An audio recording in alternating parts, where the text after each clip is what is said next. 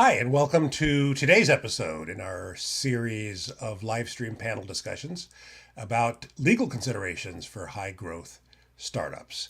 If you want to be a startup founder or you're an investor investing in startups, there's a whole bunch of legal considerations these days, right?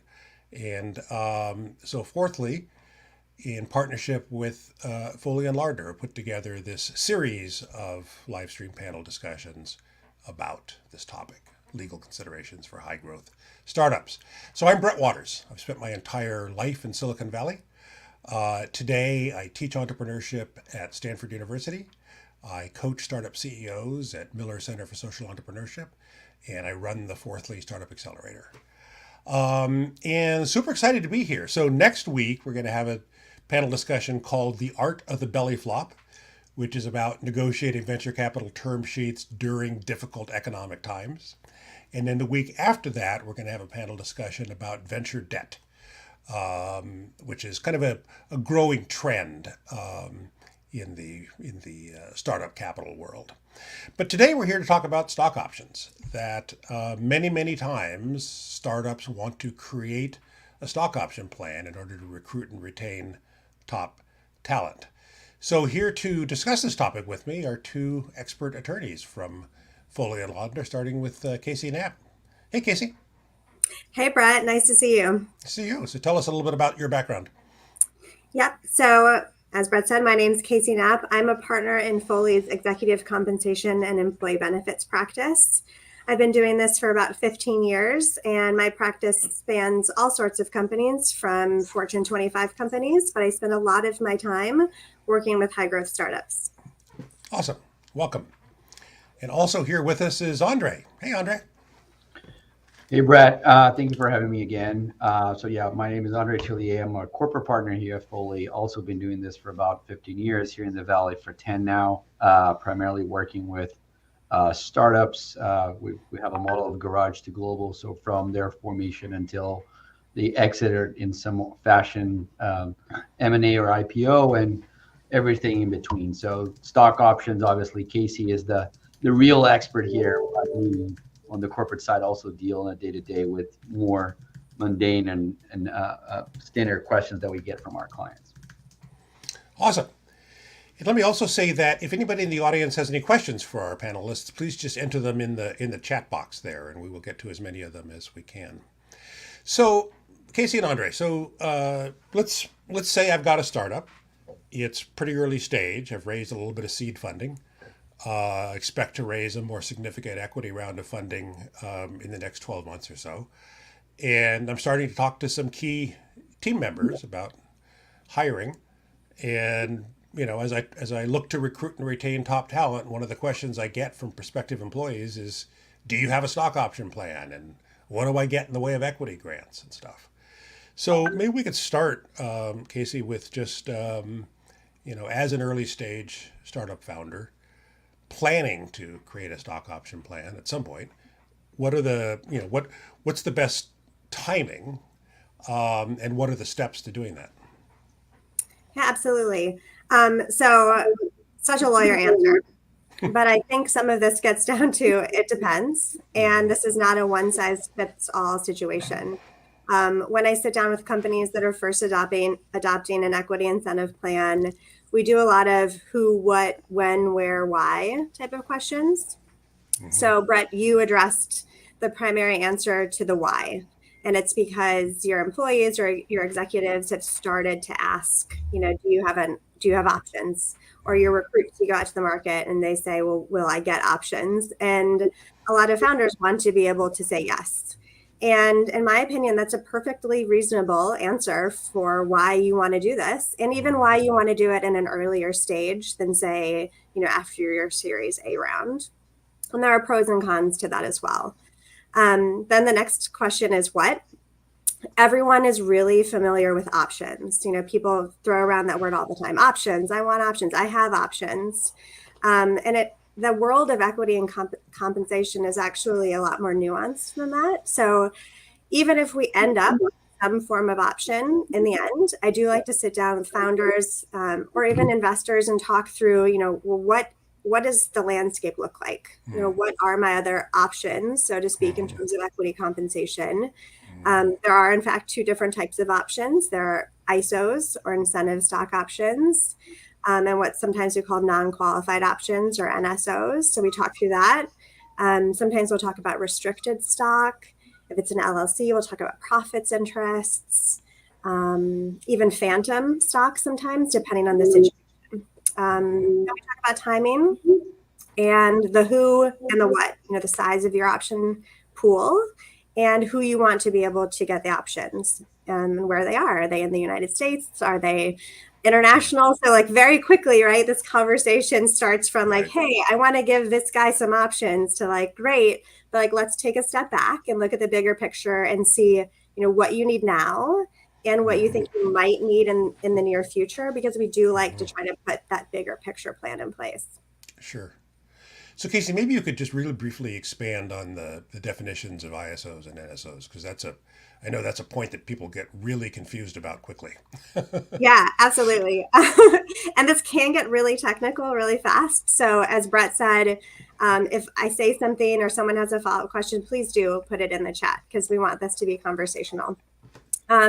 So basically, from a very high level, they're both options, which is essentially the right to buy stock of the company, usually in the future, for the company's current, the stock's current value, right? And so both ISOs and NSOs work that way. ISOs, if administered correctly, tend to be better for the employees. They can provide better and more tax advantageous treatments for employees. And NSOs technically, arguably, are better for the company because they more often result in like a compensation tax deduction. What that means is, let's take an example, right? So you have an option, you're granted your option. Let's say today's stock price is $1. And then you want to, you say, I'm going to exercise this stock in 2 years, right? So you hold your option for 2 years. You exercise that option when the stock's price has appreciated to $5. If that is an NSO, you're paying income tax on the spread, which is the difference between the exercise price and that price at the time you exercise. Whereas if it's an ISO, you don't have to pay tax on the spread immediately. So that's a pretty big, from a tax standpoint, that's a pretty big difference. It is a huge difference, right? And that's why people love ISOs, because it sounds so great. The problem is, once you exercise those options, those ISOs, you have to then continue to hold the stock for a whole nother year at least in order to get those tax benefits, or it's what's called a disqualifying disposition. And the reason that happens, honestly, fairly rarely, is because most people just hold their options until they either terminate employment or there's an exit and there's a change of control. And then both of those points, again, generally speaking, the stock is almost immediately bought back, either by the company or in connection with the transaction. So unless someone's being really strategic about how and when they are exercising their ISOs and they really understand how ISOs work, you very quickly sort of lose that tax advantage. And I think, if I recall correctly, my experience with this is usually that contractors and consultants are getting one type and employees are getting the other type. Is that accurate? Yeah, that's exactly right. So ISOs, because there is potentially such a huge tax benefit, the IRS regulates them very strictly. So they have different requirements around fair market value, a number of other things. One of those requirements is that only employees may be granted ISOs. So you're actually not even permitted under the U.S. tax code to grant contractors ISOs. Got it. Got it. So that's a pretty big distinction to understand. Great. And Andre, I want to make sure we get you in on this. You've got a lot of experience working with startups in Silicon Valley. So anything you want to add to this so far? Yeah, I mean, I think on the question on the when, it's a question that we always get. And one thing for entrepreneurs to bear in mind is that if you're financing your company using your standard Y Combinator safe, there are a few things there that that you have to be worried about, and we can talk about the size of the pool later in what is typical market that we see. But one thing that is sort of also technical that sometimes entrepreneurs lose sight of is that sometimes you get entrepreneurs that think that because they have promised options and those options have not yet been issued, meaning you don't have a plan, that uh, every single current investor, meaning every single safe holder that they have, is being diluted also when you actually create the plan to account for those options that you promised before. So a lot of them, when they're managing their cap table, they think it that way. And then when you actually go to look at the Y Combinator safe, which most of the companies here in Silicon Valley use, right? Promised options are things that are calculated pre-money, and therefore are only diluting the actual founders and not the actual existing safe holders, right? It's only if you have to potentially increase the option pool to account for more options that those safe holders will get diluted.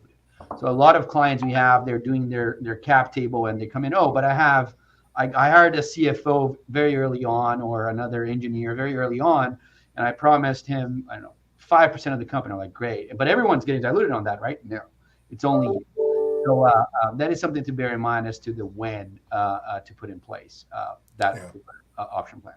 Yeah, yeah. So I think the key thing here is to be aware of the fact that when you create a stock option plan, there's dilution that happens, right? Because we're creating a new pool of stock, and so everybody else is going to get diluted a little bit, and so it's important to kind of think through how you want to optimize that. The investors on the phone, for example, would always want you to wait, of course. Yeah. Yeah. Right. So this may be an oversimplification, but the way I think of it is that if there's a big equity round of financing coming up, that from the entrepreneur's perspective, you'd rather create the option pool afterwards, and that way everybody's getting diluted a little bit, including the new investors, whereas the new investors would rather the option pool be created before their money goes in, and that way everybody gets diluted, but they don't. Is that correct? Correct? That's what you typically see. Whoever's already in there is going to get diluted. Right, right. And then the amount of dilution is going to depend on what the safe says or the convertible note says at that time, if that was how the company got financed before the equity round, which typically is the case. Right. So let's talk a little bit about the typical size of an option pool. So I think in my experience, early stage, it's around 20%. Is that accurate? Or is there an update on that? Yeah, I think, I don't know, Casey, if you want to take this one. I typically see between sort of 10 and 20 being 20, okay. the market. Anything lower than that, you're sort of, you can use it, but chances are you're going to have to increase it at the time of your equity round, and hence piggyback on the conversation we just had about dilution, but yes. Yeah. And this is typically stage dependent though, right? That the earlier stage, you might carve out a larger option pool. Later stage, less so. Is that true or not? Well, to me, it's always a dynamic of how much cash the company wants to save to be able to retain talent, right? That's the main sort of driver of options is to reach. So on an earlier stage, it sort of makes sense because they want to use the cash for other things, not necessarily just hiring people. So, and you have this promise of, oh, you're getting employee or consultant or contractor, you're getting in very early. So you have a higher risk, but on the flip side, you're getting more equity in the company at a very lower value because it's very early stage.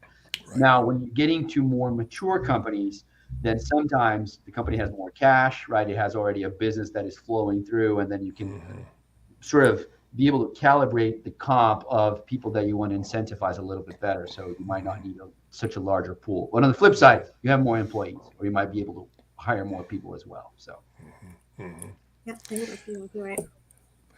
And then let's talk about entity type, because so if you are venture funded, you are almost certainly a C Corp, a Delaware C Corp. But other kinds of companies might be an S Corp, there might be an LLC. And I used to think that it wasn't possible to have a stock option plan with an LLC because there are no actual shares of stock in an LLC. But from what I've heard, there's kind of a creative way of handling this. Casey? Yeah, absolutely. So you do see more option plans and C Corps for a variety of reasons, but there's nothing, at least in Foley's opinion, that would prevent an LLC from implementing an equity incentive plan. It would just be an option to buy units of the LLC, essentially a partnership interest, as opposed to stock or corporate interest. It gets very complicated quickly in an LLC from a tax perspective. Because it can also implicate state tax filing obligations, whether or not the employee has to also pay estimated taxes, can still receive W-2. So if you have an LLC and are thinking about this, we would highly recommend that you do consult more sophisticated tax counsel. One of the cool things about an LLC is you can use something called profits interests, which are not available for C Corps. And they're sort of a hybrid between restricted stock and options. So they give you, generally speaking, you're more likely to get capital gains on the appreciation. But again, there's some complicated tax issues. So pros and cons, like all things, I guess. Yeah. So speaking of tax issues, we've got a question coming in here from Samil about 409A valuations. So, what the heck is that, Casey? Yeah, absolutely. Yeah, it's a gregreat question. And we'll definitely get to it. But let's go over quickly what a 409A valuation is. So this always makes me laugh because I call them 409A valuations. They're actually valuations that most companies go out to get to establish the fair market value of their common stock before issuing options in order to be exempt from a really nasty provision of the Internal Revenue Code called Section 409A. So like the tax lawyer in me just wants to call them like 409A exempt valuations, but that's what they do. I didn't know that. That's good to know. Yeah. And the reason we do this is because there's a safe harbor in the Internal Revenue Code that provides both for NSOs and for ISOs that as long as you're issuing stock at no less than the fair market value of the common stock, the exercise price is no less than the then current fair market value, then those options are exempt from Section 409A.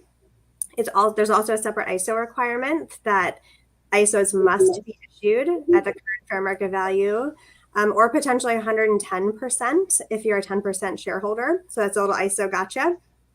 But what companies do in order to make sure that they're being safe under this requirement and not messing around with 409A, we can talk about consequences if you guys want, but is they go out and they get an independent valuation. And the IRS has said, if you go out and you get an independent valuation, that is deemed to be a reasonable valuation of your stock.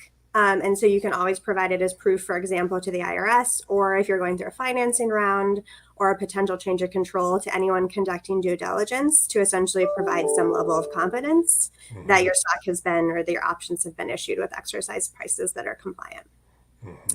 And so the actual question is, once I get that 409A valuation, do I have an obligation to provide that to any employee who asks? The answer is no, not to my knowledge. Andre, jump in if you want to correct me. There's nothing in the securities law rules necessarily, especially for smaller companies, and there's nothing in any other rules, the tax code or anything that would require you to provide the employees with the actual underlying valuation. So from the employee's perspective, you want the strike price to be as low as possible, right? Because I want to be able to, when I exercise my options, I want to be able to, buy stock for a nickel that's worth $10. Right. But if you set the strike price too low, then the IRS says the stock's really worth $10. You just gave them the option to buy it for $1. Therefore, you handed them $9 in value for every share of stock. And so that's taxable. And so that's the reason why you need to base the strike price in something that a third party came up with. Yeah, and it's even worse than that, Brett. So not only it's even worse than that. Even worse than that. And I'm like the doomsday tax lawyer, right?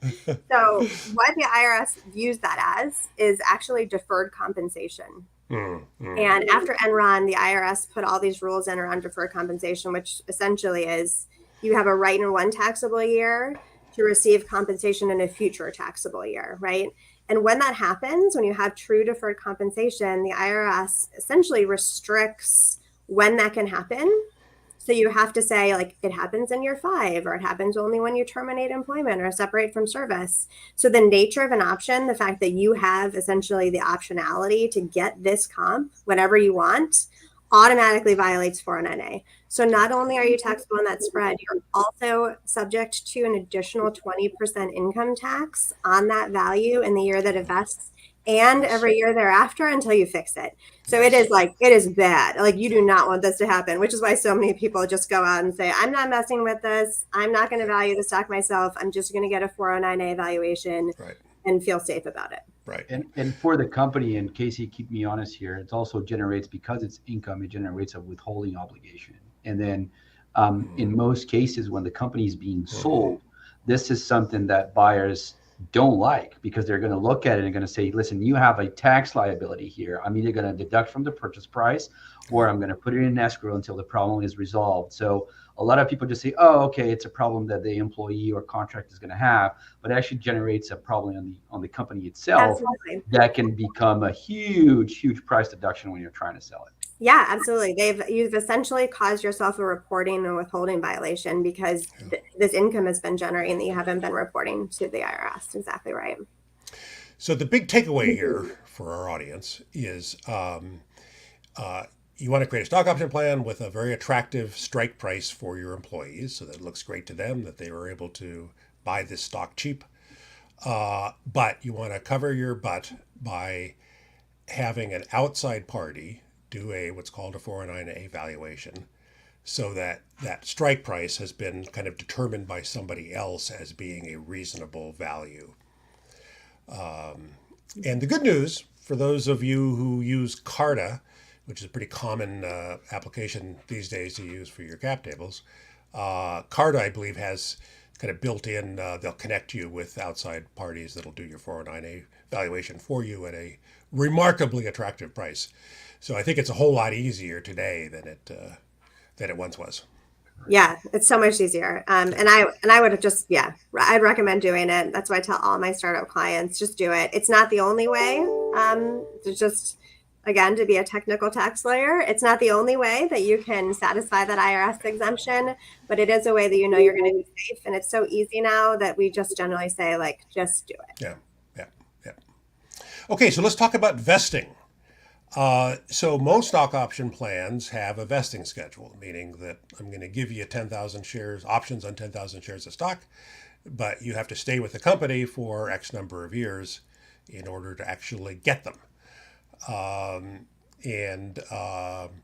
The Silicon Valley standard has typically been 4-year vesting with a 1-year cliff, although I've increasingly seen 5-year with a 1-year cliff. And what that means is that you have to stay there for, let's stick with the 4-year one. If it's a 4-year vesting schedule with a 1-year cliff, that means you have to stay there for 4 years to get all of the stock that you've been promised, the options on all the stock you've been promised. The 1-year cliff means you have to stay with the company for a year before you get anything. If you leave in less than a year, you get nothing. And then after that year, you accrue 1/48th every month. I guess is that correct in terms of what you guys see in terms of a standard these days? And then B, any additional color on this or thoughts on this? I don't know, Andre. I don't know about you. That's definitely still what I'm seeing now. Then the next question then would be, when does that vesting accelerate? When does it accelerate? Right. So often there's a double trigger, meaning that if there's change of control, the company gets bought, and you get your ass fired for no cause, then you get the acceleration and you're fully vested. That's at least an example of acceleration. What are the other examples or thoughts, Casey?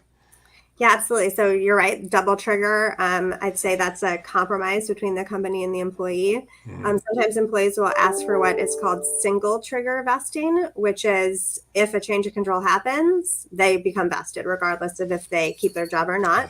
Essentially, an employee will come to you and say, hey, the point of this was for me to help get to an exit. And so I think I should be rewarded then. And then I want to be treated like a shareholder in connection with the transaction with respect to all of the shares that were awarded to me. And then there are some termination related acceleration provisions that some employees will ask for. So say in your example, I have to be at the company for 4 years in order to get my full vested option. If you fire me without cause during that 4-year period, I want you to fully vest me. Or if I quit for good reason, so essentially what we think of sometimes as a constructive termination, I want to be fully vested. None of that is governed by the tax rules. From a tax law perspective, you can choose to have different designs for different employees or executives versus employees. You can reserve the discretion to make those decisions when someone terminates. The one thing to keep in mind, this is another ISO issue, is that there's an ISO rule that only $100,000 of ISOs that vest per year, can be considered ISOs. So say you were granted an award that at the time of grant was worth $400,000 and it vested over 4 years. In the normal course, you have $100,000 that's vesting each year. It's beautiful. They can all be treated as ISOs. If for whatever reason, half of that is accelerated into year 3, then only a portion of that will be able to be treated as an ISO. And then any excess would have to be treated as an NSO. So that's something to keep in mind when you're thinking about accelerating options. And a couple of other things to, sorry, Brad. No, go for it, Andre. No, a couple of other things to keep in mind is that obviously the vesting helps the entrepreneur not to get overly diluted, meaning if someone leaves, right, the unvested options go back to the option pool. So therefore the company can reissue that to someone else without having to create a larger dilution among the current security holders. The other thing to bear in mind is on the single trigger and double trigger is, if you think about it, when a buyer is buying a company and he needs to make sure that the team is incentivized, right? Typically, the buyer will come in with a retention package for the key players. If the company put everyone with a single trigger, meaning that all their options vested at the time of the change of control and they can cash out, that deal just became a little bit more expensive for the buyer, because either they're going to factor into the price that they're going to have to get a new comp package to the key players, right? Or they're going to have to create their own and therefore spend more money giving equity on their own company, the buyer's company, if there's a rollover or some other type of dynamic. So if you are an entrepreneur and you're giving single triggers to everyone, chances are you're going to have a discussion with a potential company that's trying to buy you on how to figure that out. So in most cases, the tendency tends to be, one, don't put any acceleration, because that's better for the company in terms of you're not accelerating anyone, obviously. But if you have to have a discussion about accelerations, think really hard who you're giving single triggers and who you're giving double triggers to. Yep. Completely Yeah, agree. because if I was looking at acquiring a company and I found out that the moment the deal closes, the employees are all going to cash out and quit, that would be a big concern for me. Yeah. Exactly. Yeah, absolutely. Yeah. So as Andre said, we usually recommend you just leave that discretion in the company's discretion. Now, Casey, you mentioned something about kind of giving different deals to different people. And I kind of thought that within a plan, the deals had to be uniform. Is that true? Not true? Well, it depends on the plan. So sometimes it's called an omnibus plan. That's what public companies call it. So sometimes private companies will use that same terminology. The plan document itself really doesn't say a lot. It essentially says, like, you can issue options. They can be NSOs or ISOs. The award agreement itself has to specify the vesting conditions. The strike price has to be no less than fair market value. Go forth, right? And so then the award agreement is really where it's like the nitty gritty terms of the option award. And absolutely correct that oftentimes the company will approve a form award agreement, but sometimes that form will have alternatives in it, right? So it'll say, here are the alternatives for vesting, and it'll have like a 4-year cliff, a 5-year cliff. It'll have single trigger acceleration, double trigger acceleration. So the company is essentially approving options for their options, and then they delegate the ability to make those choices to an officer sometimes, and then you can vary it. Oh, so that's a pretty good tip then. that from the company's perspective, creating a plan that gives you the ability to deliver targeted offers to people is a big advantage. It can be, yeah, if you do it right, right? So if you're a founder or an executive who's rolling an equity plan out and you're not getting consistent awards, we also highly recommend that you try to put some language in there telling employees to keep the terms of their awards confidential, because real quickly, if people are sitting and talking about their equity, you can get yourself in an employee relations issue. So this is one of those, like, just because you can do it, I think it's important to sit and pause and say, should I do it? Right. And then the other thing to be worried about is it's make sure that you're being consistent with the actual strike price, to our point that we discussed before, right? So if you are all of a sudden you have an employee, okay, I'll give it to you a little bit lower than I give to the other, that's going to create all sorts of issues, because again, you're relying on one option, and the moment that you do a little bit higher for one, you're going to be able to hold on, which number is it that you're using and to be able to understand if the RS comes out. Yeah. Don't vary strike price, just don't. Just stay in your lane. That's the term that you cannot change. Yep. But vesting and all that. Yep. Yes, but you do need to vary this strike price at some point, right? In other words, 2 years from now, the company's worth a lot more money. So don't I need to get another valuation? Yep, absolutely. So under the safe harbor, if there's no material changes that have occurred since the date of the last valuation, that valuation is deemed to be valid for a year, at which point you need to get another one. Yep. But then if during that 1 year period, there have been any material changes that impact the value of the company, and that's kind of a loosey-goosey facts and circumstances analysis, but any big acquisitions, even any significant financings, then it's time to sit back and think, do I need a 409A? Because any material changes also render that existing 409A invalid, and you need to go back and get a new one. Got it. And to that point, Brett, also every time that a company does a financing and it's getting a board member that is actually appointed by the investors, that will be a requirement that the investors are going to put into the company. Say the moment that after we close, I want you to get a 409A, because given that setting the strike price is a board decision, the investors want to protect their appointee to the board to make sure that person is also not being put in some sort of tough situation and say, okay, get the valuation report so that everyone is sort of safe. Got it. So you should get an outside 409A valuation at least once a year, and more than that if there are material changes, stuff, financings. Yep. Is that? Or you're required to by contract. Yep, exactly right. You got it. Yeah. Okay. Cool. And what is a T80? What is a 280G? What the hell is that? A 280G. 280G is another really nasty section of the tax code that you don't have to deal with until an exit. I thought all of them were. I know. It's terrible. I don't know. I chose to be a tax lawyer, right? But that's a provision of the tax code, one of the many, that you don't deal with until there's an actual exit, a true change of control. And so if anyone's been through that, you might have heard, we need to do a 280G analysis. So we won't go into that today.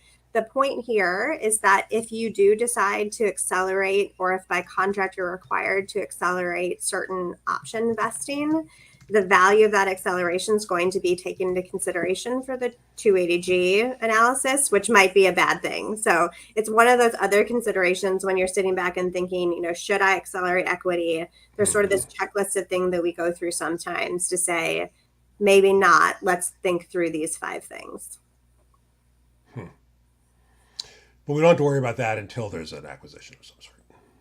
Yeah, but right. Like we try to get ahead of those types of planning, because I've had so many clients who get there and say like, oh, well, I wish I'd known that when I just made this decision, even though it wasn't relevant yet. So that's definitely on the list of considerations. Great. And then there's also there's a way that you can cure it, right, Casey, where you can get stockholder approval when in connection with with an acquisition to be able to sort of cleanse any penalty that people would pay. Andrew's he's going there. He's going to 280G. On a parachute payment, right, which is what people are concerned. And the sensitivity here is that in order for you to get that stockholder approval so that there is no excess taxes being imposed on this particular individual, it needs to be disclosed to all individuals. And you have a very high threshold of approval to be able to get it. So there's a lot of sensitivity when you have a 280G issue and you need that cleansing vote. that typically management is like, wait, hold on a second. My comp, my bonus, everything that I'm getting in connection with this deal needs to be disclosed. And the answer is, if you don't want to get hit with high taxes, yes. Yeah, that's right. So Andre, just to keep going with the doom and gloom. So in your experience advising high growth Silicon Valley startups, what are the common landmines that people have stepped on that you would advise new entrepreneurs to be aware of? From the corporate standpoint, I think it's learning how to manage and using wisely your options, and to make sure that you're not, right. I think a lot of people take for granted what their options are actually worth, because, oh, the company is starting now. I have 2 people or 3 people that work with me. I'm just going to give them 5% because, right. And that starts becoming, I'm not saying that you shouldn't do that if you really want to incentivize those people, but you should think about, like, in the long run, what you want to do, what the market typically does, depending on the function and compensation that you're giving to that person in cash and the moment that they're coming into the company. I think that's the first one. The second one is quite honestly making sure that you're doing things the right way. And we haven't talked about a worst case scenario that typically happens in a company that is way more mature, is that typically those option plans they're valid for about 10 years in most cases. And we have a few cases of clients that they just forgot about it. And it's been 10 years that the company's been running up, and all of a sudden they're issuing options on a plan that's not valid. And that can create all sorts of other issues where there's actually no valid options being granted. And then the entrepreneur comes to you and say, well, or the CEO says, okay, let's just grant them now. And then you say, okay, but it needs to be, as we discussed, at the current fair market value. And you told that employee that he or she had the option at a lower market value. And so how you make them whole, it needs to be a cash compensation in most cases. And then I'll be okay, but the cash is regular income. They're not going to get the benefit of paying capital gains. So sort of making sure that you're doing things correctly as you're doing them. The third thing I would say is just keep your records clean, meaning whenever you're doing options, if it's through Carter, right, make sure that your counsel is aware that you're doing, and again, not trying to sell legal services in any way, shape, or form, but sometimes it takes longer to clean it up on things that can be caught very early on that the company's doing wrong, as opposed to issuing a bunch of options and then all of a sudden say, hey, here's what I did. Can you please check to make sure that this is correct? So I think those are the 3 things that I'll point out as the sort of not to do, if you will. Yeah. So I always talk about how, those in our audience who are engineers, software engineers in particular, know that there's a term called technical debt, meaning that you're running the company for a few years and you're patching code here and you're patching code there and you're just keeping stuff running. And meanwhile, the technical debt is growing, meaning all those patches that someday you got to go back and clean up and fix, right? Technical debt's a common term in the software engineering world. And I think of the same thing with regard to kind of legal and paperwork stuff, that everybody's got a little stuff here and there that they've never quite finished up or they've never quite documented properly or whatever.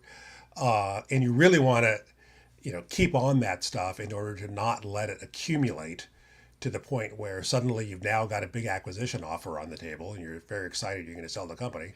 And then you find out that there's so many unresolved legal issues that haven't quite been buttoned up, or potential tax liability because something wasn't addressed.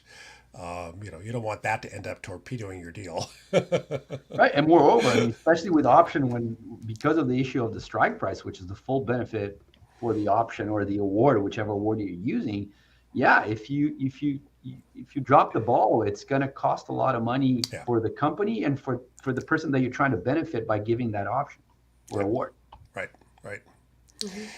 And Jay asked a question. It's a very common question, which is that, how do I figure out, how many options to give to a VP, how many options to give to a senior VP, how many options to give to a director?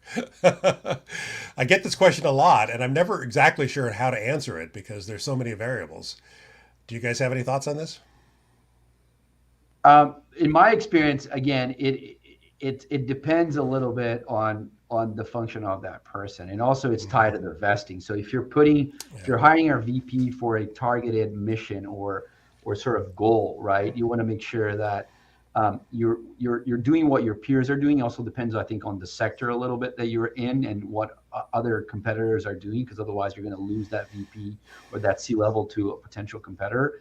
And also the moment where the company is, if it's too early stage or late stage, right? Yeah. And Yeah. it to your point, Brad, and sorry, Jay, there won't be a sort of market trend between the seniorities or levels, because it really it depends on the combination of the comp package that you're giving to that person. I think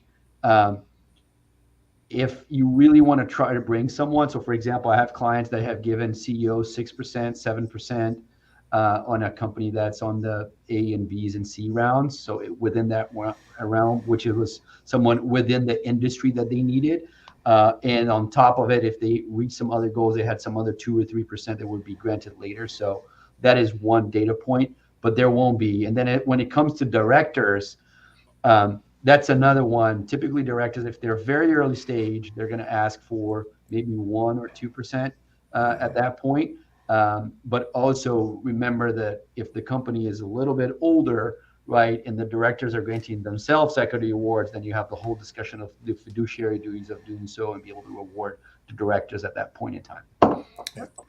And the Yeah, I great think thing about like Carta and all these databases, so many service providers, including us, we now have access to essentially databases that like comp consultants have, where we can put in some like high level like industry, stage of the company, and then it'll spit out for you like some numbers. To the extent they're instructive, who knows, but it will give you some like market data, because that's really what drives the answer to Jay's question, right? Like, what do we have to give them in order to keep or recruit this person to the company?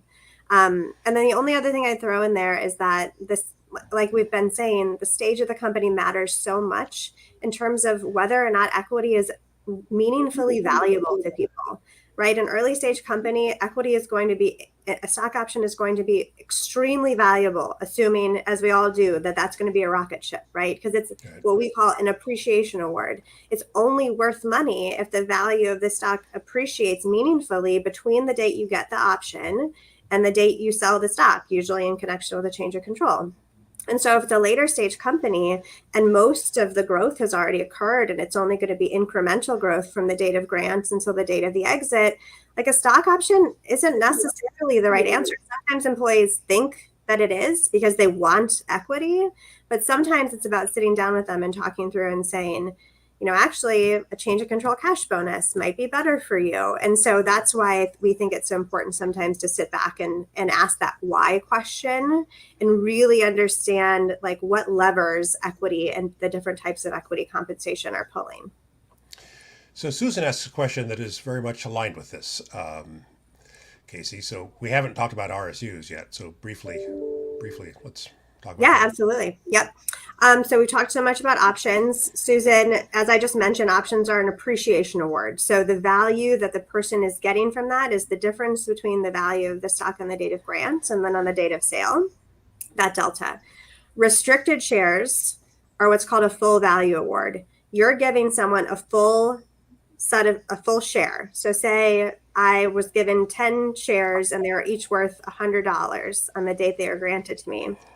Those shares are subject to a vesting schedule usually, but to the extent that I vest into them, I vest into the full value. So theoretically speaking, if I vested the next day, it's not an appreciation award. I get that, like it's called a full value award, because you essentially are receiving the value that's been created up to the date that you've been granted it and the appreciation thereafter. That's a restricted share. An RSU is a form of what we call phantom, which is it acts like just like a restricted share. So you essentially get what they're called restricted stock units. They are essentially placeholders for restricted shares, and they look and feel a lot like them, but be settled in cash, and they aren't always settled in shares. And there's pros and cons to all of them from a tax and an employee motivation perspective. Great. And the last question of the day goes to Samil, who asks about sales on secondary markets. So, we've seen a lot of this the last few years, that because companies are taking much longer to go public than they once did, that, people who worked at Airbnb for 10 years, had a bunch of equity in the company, but there was no liquidity because they hadn't had an IPO yet. And so talk to us just a little bit briefly about secondary markets. Yep. Andre, I think you're muted. Oh, there you are. Sorry. Yep. We got you now, Andre. Sorry. I apologize. You're right. I mean, there's been a trend of creation of a secondary market for options or for shares. Typically, a lot of times you have, well, first of all, every single of these awards have restrictions on them. So there's going to be typically a right of first refusal for the company to buy them if there's a third-party buyer wanting to buy them. So there are things that needs to be discussed and negotiated with the company ahead of time for that secondary market to be able to happen. The other thing, which is also a trend, is that sometimes in connection with an equity financing, right, for those companies, you see a lot of discussions among cashing people out, being option holders, or being the actual founders that have restricted shares on them that are subject to vesting as well, to be able to give people liquidity throughout time. The other third option that I'm seeing at times is actually people creating, which I thought it was really creative, sort of investment funds, which allows people to put in their restricted stock into a particular pool. And then whenever the underlying shares of everyone else starts getting sold, then you see everyone benefiting from the sale of everyone else's shares that are being sold, being options or being restricted shares. But again, so those are the three most common scenarios, at least in my experience, that I see. But there needs to be a discussion ahead of time, especially on private companies, because all those shares are restricted in some way, shape, or form for you to be able to sell them. Yeah, and I think the answer right now is still the right of first refusal. That's how you stop this from happening with respect to your equity but you have to be prepared to buy the shares, when they come to you. So it turns into a cash flow issue. And the other thing about also tying this to a financing to get some liquidity to people that have options or restricted shares is because also buying shares of a privately held company is also something that has very few liquidity. So unless you're talking to an actual investor that's putting in money into the company, you're not going to find someone, as you typically do on public traded companies, that they just want the security to be able to sell it the next day, right? They're way less liquidity on those shares to be as attractive for a third-party buyer that is not an actual investor that wants to invest in this particular company. Yeah. It's harder to actually do than it sounds. So I said Samil got the last question, but we're going to let Toby get in here with, is any of this sector specific? I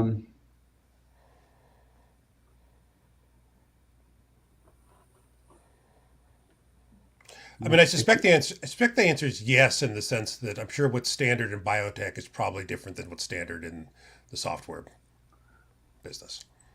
Right. And also because, for example, biotechs are companies that tend to be cash burning industry companies, and you need multiple finances, one after the other, to keep the company afloat. And to the issue that we just discussed, if you're having finances, it means that your strike price is coming up every single time that you're doing a financing, because you have to do another valuation because you just got new cash into the company.